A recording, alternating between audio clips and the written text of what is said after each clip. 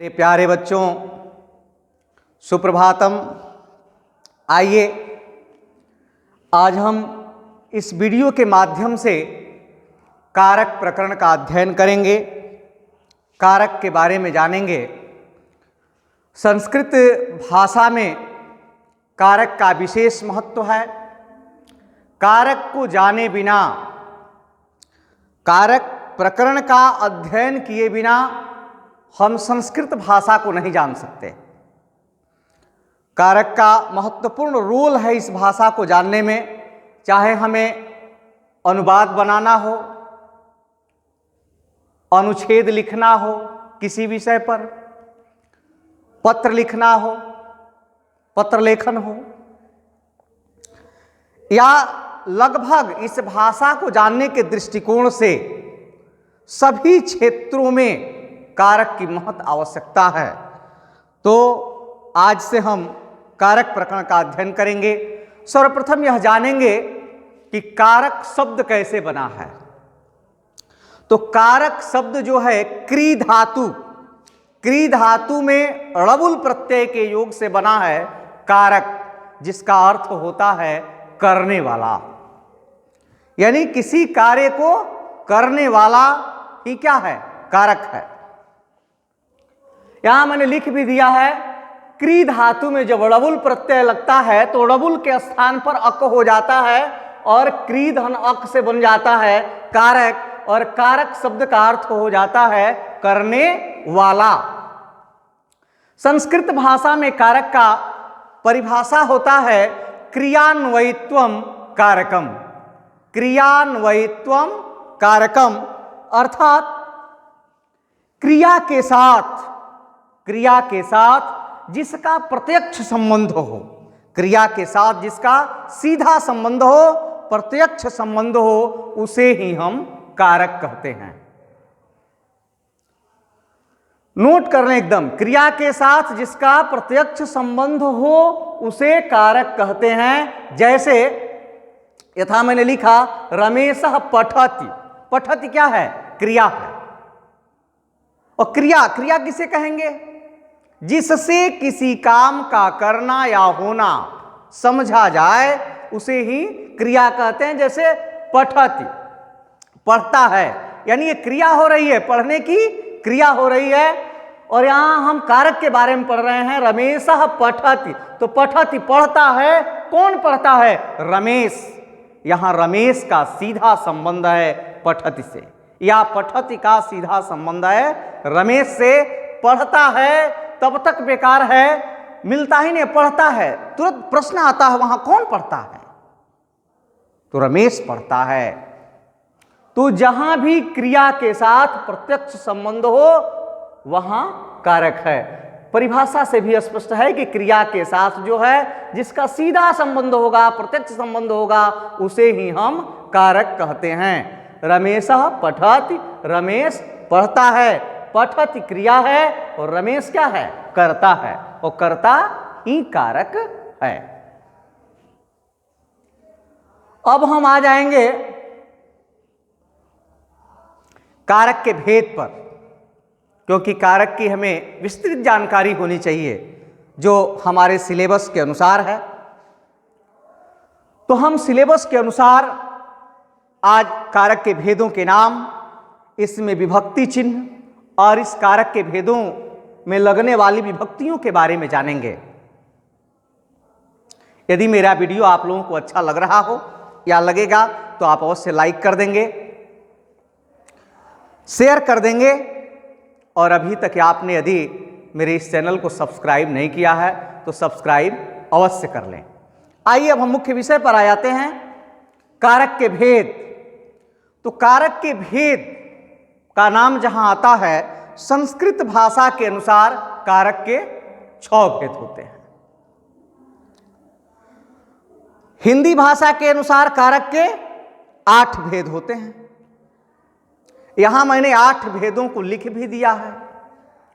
हम 8 भेदों का अध्ययन भी करेंगे। क्यों करेंगे? क्योंकि संस्कृत भाषा में अनुवाद बनाने की सुविधा के लिए हम कारक के कुल 8 भेदों का अध्ययन करते हैं।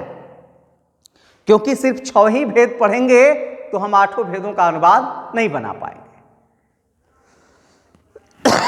समझने के लिए यहां मैंने लिख दिया है कि संस्कृत में कारक के भेद होते हैं 6। संस्कृत के प्रश्न पत्र में जहां भी आए कि कारक के कितने भेद हैं तो हमारा उत्तर 6 ही होगा। यदि हिंदी भाषा का प्रश्न पत्र है उसमें प्रश्न आता है कि कारक के कितने भेद हैं 8। विभक्तियां कितनी हैं 7। विभक्तियों की संख्या जो है 7 ही होती है। यदि इंग्लिश का प्रश्न पत्र हो तो इंग्लिश में मात्र 3 ही कारक होते हैं,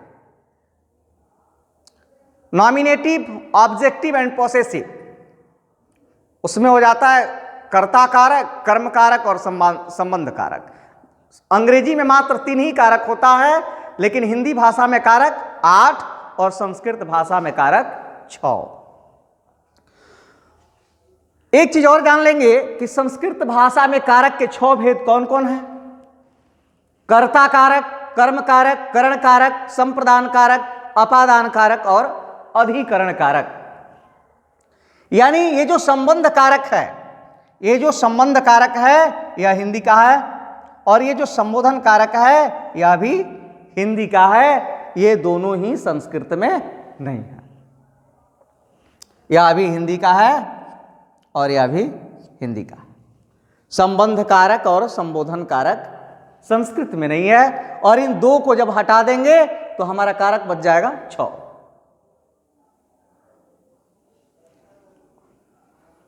तो ये बात क्लियर हो गई कि संस्कृत में कारक की संख्या 6, हिंदी भाषा में कारक की संख्या 8, विभक्तियां 7। कारक का पहला भेद जिसका नाम है कर्ता कारक। कर्ता का अर्थ ही होता है किसी काम को करने वाला, सब्जेक्ट। कर्ता कारक है। कर्ता कारक के पहचान विभक्ति चिन्ह, सबका मैंने विभक्ति चिन्ह भी लिख दिया है। और विभक्ति चिन्ह का क्या उपयोग है? पहचान कराने का। कहीं भी वाक्य में राम ने रावण को मारा, राम ने लग गया राम के लिए, यानी राम में क्या है? कर्ता कारक है। वह तुरंत ने जो है यह निर्दिष्ट करेगा कि मैं किसके साथ लगा हूं, ने चिन्ह हूं, और मैं हमेशा कर्ता के साथ ही लगता हूं। राम ने यानी राम करता है। और जब हम जान जाएंगे कि राम करता है तो हमेशा कर्ता में प्रथमा विभक्ति होती है। इसके लिए कारक प्रकरण में सूत्र भी है, कर्तरी प्रथमा, यानी कर्ता में सदैव ही प्रथमा विभक्ति होती है। जब हम भेदों का अध्ययन करने लगेंगे, सिर्फ कर्ता कारक का अध्ययन करेंगे, तो उसमें विभक्ति सूत्रों का भी अध्ययन करेंगे, और उन विभक्ति सूत्रों में हमें मिलेगा कर्तरी प्रथमा। तो कर्ता कारक में प्रथमा विभक्ति होती है और कर्ता कारक का विभक्ति चिन्ह होता है ने। तो अभी हमने जाना राम ने रावण को, यानी राम ने मारा, राम ने क्रिया को किया। किसको मारा? रावण को मारा। तो यानी को जो चिन्ह है वह क्या है? कर्म है। राम ने मारा, किसको मारा? रावण को मारा। यहां ऑब्जेक्ट कर्म क्या है? रावण। तो रावण में जहां भी कर्म होता है कर्मणि द्वितीया, कर्म कारक में सदैव ही द्वितीया विभक्ति होती है। फिर हम आ जाएंगे कारक का तीसरा भेद, करण कारक। और करण कारक का विभक्ति चिन्ह क्या होता है? से या द्वारा। वह कलम से लिखता है, वह करता है, लिखता है, क्रिया करता है। किस चीज से लिखता है? कलम से। से यहां सहायक है, और जहां भी से सहायक के रूप में होगा वहां पर करण कारक होगा, और करण कारक में सदैव तृतीया विभक्ति होती है। इसके लिए भी एक विभक्ति सूत्र है, करणे तृतीया, यानी करण कारक में हमेशा ही तृतीया विभक्ति होती है। तो ये भी स्पष्ट हो गया, हम कर्ता को जाने, कर्म को जाने, करण को जाने। अब आ जाते हैं संप्रदान कारक में, और संप्रदान कारक का चिन्ह होता है को, के लिए। जहां भी को आएगा या के लिए आएगा, जैसे वह ब्राह्मण को दान देता है या वह गरीब को अन्न देता है, तो वह देता है, किसको देता है? गरीब को। तो यहां का जो को है वह ऑब्जेक्ट नहीं है, संप्रदान है। देगा तो फिर लेगा नहीं। दान के अर्थ में भी होता है चतुर्थी, तो यहां संप्रदान कारक में जो है चतुर्थी विभक्ति होती है। और जहां भी संप्रदान कारक होगा, संप्रदान कारक का विभक्ति सूत्र है जो निर्दिष्ट करता है संप्रदाने चतुर्थी, यानी संप्रदान कारक में हमेशा ही चतुर्थी विभक्ति होती है। जहां भी संप्रदान कारक होगा, जहां भी को चिन्ह आएगा, के लिए आएगा, और जिसके साथ को आएगा या के लिए आएगा, उसमें हमेशा ही चतुर्थी विभक्ति होती है। इसके बाद हम आ जाते हैं कारक का पांचवां भेद, और कारक का पांचवां भेद है अपादान कारक। हमेशा इससे अनुवाद परीक्षा में पूछता ही है। अपादान कारक, अपादान कारक का भी चिन्ह है से, और करण का भी चिन्ह है से, लेकिन यहां से जो है लगाव है, से लगाव में प्रयुक्त है, और यहां का से जो है अलगाव में प्रयुक्त है। यह से जहां आता है वह अलग कर देता है। जैसे पेड़ से पत्ता गिरता है, यानी पेड़ से पत्ता क्या हो रहा है? अलग हो रहा है। पेड़ से पत्ते की जुदाई हो रही है, अलगाव हो रहा है। तो जो से आएगा ये हमेशा ही अलगाव के अर्थ में आएगा। तो हम वहां जान जाएंगे कि अलगाव के अर्थ में यदि से आया है मीन्स वहां अपादान कारक होगा, और अपादाने पंचमी, जहां भी अपादान कारक होगा उस वहां अपादान कारक में पंचमी विभक्ति होगी। ये भी स्पष्ट हो गया। अपादान कारक जहां भी होगा वहां पंचमी होगी, जहां संप्रदान कारक होगा को के लिए आएगा वहां पर चतुर्थी होगी, तो पंचमी भी हो गया। अब आ गए हम संबंध कारक में, जो कारक प्रकरण का छठा भेद है। इसका चिन्ह ज्यादातर मिलेगा का, के, की। राम का भाई, राम का भाई, यानी का चिन्ह आया। भाई किसका है? राम का है। वह संबंध बता रहा है। यह का जो है संबंध बता रहा है कि भाई है, लेकिन किसका है? राम का है, राम का भाई। तो जहां भी ऐसा संबंध बताएगा तो जिससे संबंध बताता है वहां संबंध कारक होता है। और जहां भी संबंध कारक होगा संबंधे षष्ठी, संबंध कारक में हमेशा ही षष्ठी विभक्ति होती है। विभक्ति सूत्र है इसके लिए कि संबंधे षष्ठी। तो इस चिन्ह को जानना बड़ा जरूरी है। का से मैंने जान गया कि यह संबंध को बता रहा है, मीन्स यहां संबंध कारक है, और जो ही मैंने संबंध कारक को जाना तो वहां से ये जानना है कि संबंधे षष्ठी, जहां भी संबंध कारक होगा वहां पर षष्ठी विभक्ति होगी। फिर आ गए हम अधिकरण कारक में। अधिकरण कारक का चिन्ह है में, पै, पर। जैसे वह जमीन पर सोता है, वह जमीन पर सोता है, और पर चिन्ह किसका है? पर या जमीन पर, यानी पर चिन्ह आया है जमीन के साथ, तो जमीन में अधिकरण है। और जहां भी अधिकरण होगा अधिकरण है सप्तमी, जहां भी अधिकरण होगा अर्थात अधिकरण कारक में सप्तमी विभक्ति होती है। तो पर चिन्ह, ये विभक्ति चिन्हों को जानना बड़ी जरूरी है, इसे याद कर लेना जरूरी है, इसे लिख लें, याद कर लें, क्योंकि विभक्ति चिन्ह जब याद रहेगा तो वह हमें कारक बता देगा। और जब हमें कारक का ज्ञान हो जाएगा कि इसमें कौन सा कारक हो गया, तो उस कारक के अनुसार हम विभक्ति जान लेंगे, और फिर वहां पर उस पद में, उस शब्द में विभक्ति लगा देंगे, और उससे वो अनुवाद बना देंगे, अनुच्छेद में प्रयुक्त कर लेंगे। जहां भी हमें लिखना है लिखेंगे और वह हमारा सही हो जाएगा। तो ये बड़ी जरूरी है। जैसे वह जमीन पर सोता है मैंने बताया, तो भूमि शब्द है जमीन के लिए, तो भूमौ, या वहां सप्तमी लगा देंगे। जान गया मैंने, जमीन पर जो है जमीन के साथ है, अर्थात जमीन में अधिकरण लगेगा, और उसमें हम सप्तमी विभक्ति लगा देंगे। अब आ गए हम संबोधन कारक। संबोधन कारक का विभक्ति चिन्ह है हे, अहो, अरे या अजी। जहां भी ये शब्द आएंगे वहां पर इनके साथ जो है संबोधक चिन्ह लगता है।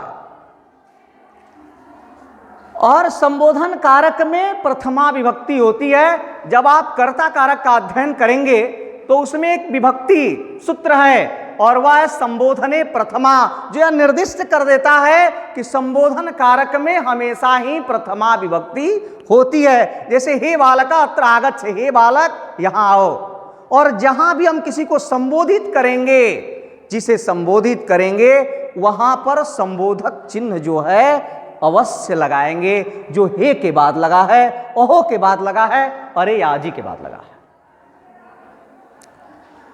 और यहां स्पष्ट भी हो गया कि यहां तक विभक्तियां 7 हैं। यह जो कारक का 8वां भेद है उसमें अष्टमी विभक्ति नहीं होती है, कभी ऐसा लिखना भी नहीं है क्योंकि गलत हो जाएगा। हमेशा ही संबोधन कारक में प्रथमा विभक्ति होती है।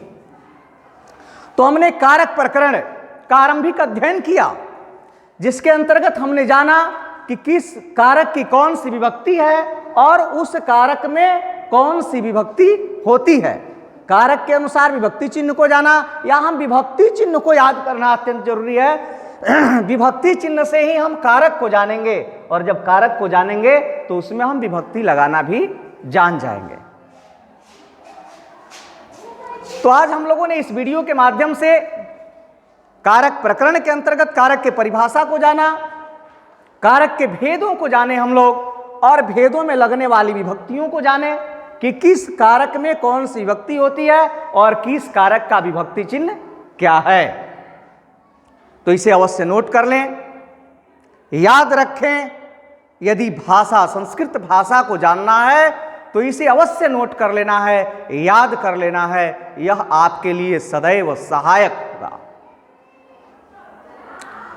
अगला वीडियो जो हम लोगों का होगा वह कर्ता कारक का होगा। अब हम एक एक भेदों का अलग से अध्ययन करेंगे और उस भेद के परिभाषा सूत्र को और विभक्ति सूत्र का मैं क्रमबद्ध अध्ययन कराऊंगा, जिससे आपको कारक प्रकरण की पूर्ण जानकारी हो जाए। तो यदि ये वीडियो अच्छा लगा है आप लाइक अवश्य करेंगे। मेरे साथ जुड़ने के लिए बहुत बहुत धन्यवाद।